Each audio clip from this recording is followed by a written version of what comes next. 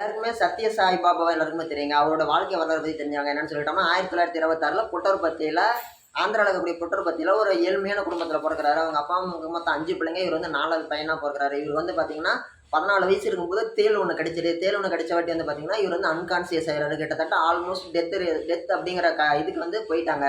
இவங்க பேரண்ட்ஸ் எல்லாம் வந்து பையன் மயக்கமாகி மூச்சு பேச்சு இல்லாம கிடக்கிறத பார்த்துட்டு, அவங்க சுத்தி இருந்தவங்க வந்துட்டு பையன் செத்து போயிட்டான்னு சொல்லி டிக்ளேர் பண்ணிட்டு, அந்த காலகட்டங்கள்ல கரண்ட் இல்லாத காலகட்டமா, சரி ஓகே காலையில பொழுது விடிஞ்ச காலையில இந்த பையனை அடக்க முடியலன்னு சொல்லிட்டு ஒன் டேட் இவர் இறந்துட்டாரு டிக்ளேரே பண்ணிட்டாங்க. கிட்டத்தட்ட விடியலாம் அந்த பையன் எந்திரிக்கிறாரு. எந்திரிச்ச உடனே தான் விஷமுறிவு ஏற்பட்ட மாதிரி அவருக்கு விஷமுறிவு மருந்து கொடுத்துட்டாங்க. அவர் என்னங்கிறாரு, சில நாட்கள்லயே நான் வந்து சத்ய சாய் பாபா, நான் வந்து பார்த்தீங்கன்னா போன பிறவில வந்து பாபாவா இருந்தேன். அதாவது வந்து பார்த்தீங்கன்னா, நம்ம எல்லாருக்குமே சாய்பாபா தெரியும் இல்லைங்களா? நான் தான் போன பிறவில சாய்பாபாவா இருந்தேன். இப்போ வந்து நான் வந்து உங்களெல்லாம் வாழ வைக்கிறதுக்கோசரம் பொறந்துக்கிறேன் அப்படின்னு சொல்லி சொல்றாரு. உடனே அவங்க அப்பா அம்மா என்ன பண்றாங்க, பையனுக்கு எதோ பேய் பிடிச்சிச்சாட்டுன்னு சொல்லி உள்ளூர் கோடாங்கி கிட்ட கூட்டிட்டு போறாங்க. நம்ம எல்லாருமே கோடாங்கின்னா என்னன்னு தெரியும். உள்ளூர்ல பேய் ஓட்டுறவங்க பேர் வந்து கோடாங்கி. கோடாங்கி கிட்ட கூட்டிட்டு போறாங்க. அங்க போனவொடனே அவர் என்ன பண்றாரு, பேய் ஓட்டுறதுக்கு அந்த அன்னைக்கெல்லாம் ரக்கட் ட்ரீட்மெண்ட் தான். ஓகேங்களா? அடிச்சு தான் இது போட்டுக்குவாங்க. அவரை அடிச்சு குணப்படுத்த முயற்சி பண்றாரு. ஆனா அவரால ஒண்ணுமே முடியல. அந்த பையன் சொல்றத கேட்டு இவர் என்ன பண்றாரு, பையனுக்கு பேயெல்லாம் எதுவும் பிடிக்கலைங்க. பையன் நல்லா தான் இருக்கிறாப்புல. எதுக்கு ஒரு 10 நாள் விட்டு பிடிக்கலாம்னு சொல்லி சொல்றாரு. அவங்க அப்பா அம்மாவும் விட்டுறாங்க. சரி ஓகே. பையன் வந்து ஏதோ வழக்கத்துக்கு மாறா ஓகேங்களா, மிஸ்பிஹேவியர் இல்ல. பாராநார்மல் ஆக்டிவிட்டீஸ், அதாவது பாராநார்மல் ஆக்டிவிட்டீஸ்னா நைட்டு 12 மணிக்கு மேலே பார்க்கறது, தூக்கத்தில் எந்திரிச்சு உட்கார்றது, அந்த மாதிரி எதை பண்ணாருன்னா சொல்லுங்கன்ற மாதிரி அவங்க அப்பா அம்மாட்ட வந்து சொல்லி அனுப்பி விட்டுறாரு கோடாங்கி. இந்த பையன் வந்து நார்மலாக தான் இருக்கிறாப்புல. அப்புறமேட்டு ஒரு சில நாட்கள் போது அந்த பையன் விளையாடிட்டு இருக்கும்போது அந்த பையனை சுற்றி ஒரே கூட்டமாக இருக்கு. என்னன்னு சொல்லி பார்த்தோம்னா, அந்த பையன் இப்படின்னு சொல்லி கை காமிச்சா அந்த பையன் கையிலேருந்து இனிப்பு பதார்த்தங்கள்லாம் வருது. ஒரு ஜாங்கிரி ஆகட்டும், ஒரு லட்டு ஆகட்டும், ஒரு ஜிலேபி ஆகட்டும், அன்னைக்கு கால தின்பண்ட இனிப்பு பதார்த்தங்கள் எல்லாமே வருது. அந்த பையன் திங்கிறதுக்கு கொடுக்குறாரு. அதை பார்த்தோன்னே அந்த பசங்களாம் தின்னுட்டு எல்லாமே சந்தோஷமாக கொண்டாடுறாங்க. அந்த பையன் இளமை பருவம் அடைஞ்சவொடனே என்ன பண்ணுறாரு, நான் வந்து என்னோட பிறந்த பூர்வீக ஊரானா, என்னோட போன பிறவில நான் வாழ்ந்த ஊரானா ஊருக்கு போகிறேன். நான் வந்து சாய்பாபா தானே, என்னோட டெவோட்டிஸ்லாம் எனக்கோசரம் காத்திருக்கிறாங்கன்னு சொல்லிட்டு அப்பா அம்மா விட்டுட்டு பிரிஞ்சு அங்கே போகிறாரு. ஷீரடிக்கு போகிறாரு. ஷீரடிக்கு போய் அவங்க இருக்கக்கூடிய டெவோட்டிஸ்லாம் பார்த்து பேசுகிறாரு. நான் தான் போன பிறவில சாய்பாபாப்பா, இப்போ மறுபிறவி எடுத்து வந்திருக்கிறேன், உங்களை வாழ வைக்க வந்திருக்கிறேன்ட்டு. உடனே என்ன பண்ணுறாங்க அங்கே இருக்கிற ஆளுங்களாம், சாய்பாபா அப்படிங்கிறவரு ரொம்ப ஒரு வறுமையில் ரொம்ப ஏழ்மையான முறையில் தான் அவர் வாழ்க்கையை நடத்தினாரு. அது மட்டும் இல்லாமல் அவர் நான் மறுபிறவி எடுத்து வருவேன்னு சொல்லி எந்த இடத்துலையுமே ஒரு அனௌன்ஸ்மெண்ட்டுன்னு கொடுக்கவே இல்லை. நீ சொல்கிறத நாங்கள் ஏற்றுக்க மாட்டோம், நீ சொல்கிறத நம்ப மாட்டோம்னு சொல்லி திருப்பி அனுப்பி விட்டுறாங்க. இவர் ஒன்று அப்படிங்களா சரிங்க ரொம்ப நன்றின்னு கையெடுத்து கும்பிட்டு இவர் பாட்டு கிளம்பி வந்துடுறாரு. யார், சத்ய சாய் பாபா.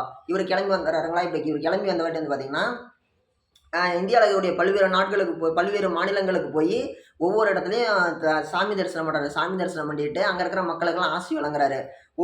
இவரோட ஆரம்ப காலகட்டங்கள் என்ன பண்ணுறாரு, இப்படின்னு சொன்னால் இனிப்பு பதார்த்தங்கள் இருந்துச்சா, இப்போ வந்து அட்வான்ஸாக போய் என்ன பண்ணுறாரு, இப்படின்னாருன்னா அவர் கையில் இருந்து தங்க மோதிரம், தங்க வளையல், தங்கத்திலலாம் ஒரு காசு, தங்கத்திலலாம் ஒரு உருண்டை, இந்த மாதிரிலாம் வருது. அவர் வந்து வாயுக்குள்ளேருந்து லிங்கம் எடுக்கிறது, இப்படின்னாருன்னா கையிலேருந்து தங்கம் கொட்டுறது, இந்த மாதிரி மிராக்கிள்லாம் பண்ண ஆரம்பிச்சாரு.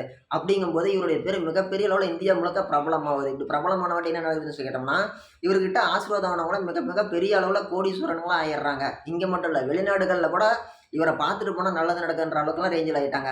இவர் ஒன்று சொந்த ஊரான ஆந்திராவில் இருக்கக்கூடிய புட்டர்பத்திக்கு வராரு. புட்டர்பத்தி வந்து என்ன பண்ணுறாரு, தனக்குன்னு சொல்லி ஒரு ஆசிரமம் வேணும்னு முடிவு பண்ணுறாரு. முடிவு பண்ணிட்டு ஆரம்பிக்கிறாரு வேலையை. இவர்கிட்ட ஆசீர்வாதம் வாங்கி கோடிக்கணக்கில் பணம் சேர்த்தாங்கல்ல பெரிய பெரிய கோடீஸ்வரங்க, அவங்கெல்லாம் வந்து கொட்டுறாங்க. இன்டர்நேஷ்னல் லெவல் கிடையாது, மல்டி நேஷ்னல் லெவலில் வந்து கோடிகள் குவியுது. அப்படி கோடிகள் குவிய குவிய வந்து பார்த்திங்கன்னா மிகப்பெரிய அளவில் கட்டணம் கட்டுறாரு.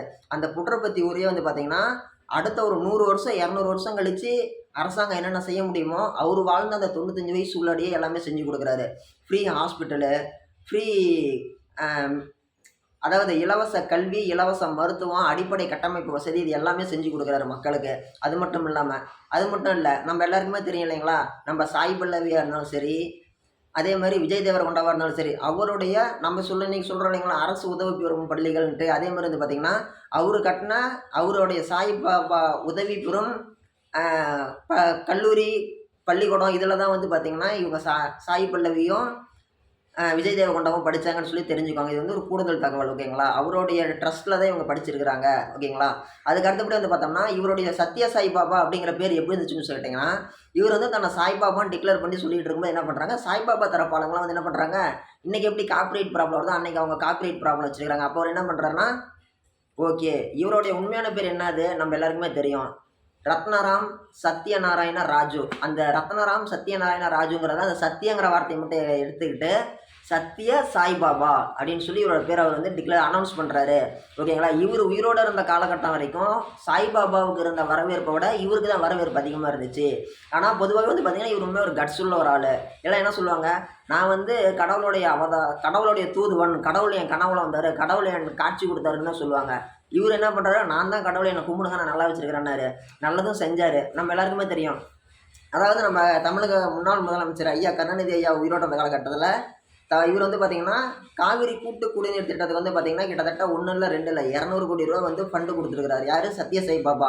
அதுக்கோசரம் கலைஞர் கருணாநிதி ஐயா என்ன பண்ணிக்கிறாரு, இவரை கூப்பிட்டு ஒரு பாராட்டு விழாவை வந்து தமிழ்நாட்டில் நடத்தினார். இது நம்ம எல்லாத்துக்குமே தெரியும் இல்லைங்களா? இவர் வந்து பார்த்திங்கன்னா 2011 இறந்து போனார். இவர் இறந்து போன அன்னைக்கு வந்து பார்த்திங்கன்னா அன்னைக்கு காலகட்டங்களில் குஜராத்தோட முதலமைச்சரும் இந்நாள் பிரதமரும் ஆகிய நரேந்திர மோடி ஐயா அவர் வந்து கலந்துக்கிட்டாரு. எத்தனையோ பிரபலங்கள் வந்து கலந்துக்கிட்டாங்க. அம்பானிலேருந்து அதானிலேருந்து எவ்வளவோ மிகப்பெரிய கோடீஸ்வரர்கள் வந்து கலந்துக்கிட்டாங்க. கிட்டத்தட்ட 1-2 நாளுக்கு மேலே இவரோட உடலை வந்து வச்சுருந்து ரொம்ப நல்லடக்கம் பண்ணாங்க. ஓகேங்களா? மிகப்பெரிய கோடிக்கணக்கான ஒரு சொத்து அப்படிங்கிறத ஒரு சேர்த்து வச்சார். இன்றைக்கும் கூட வந்து பார்த்திங்கன்னா பெரும்பாலான ஒரு இடங்களில், ஒரு அலுவலகங்களில், ஒரு ஆஸ்பத்திரியில் இவருடைய படம் அப்படிங்கிறத நம்ம பார்க்கலாம். ஓகேங்களா? இவரை பற்றின ஒரு சுருக்கமான ஒரு காணொலி நம்ம பார்த்தோம். இதோட பார்ட் வீடியோ விரைவில் மேக் பண்ணலாம். கிட்டத்தட்ட 6 நிமிஷம் கேட்ட எல்லாருக்கும் மனமார்ந்த நன்றி.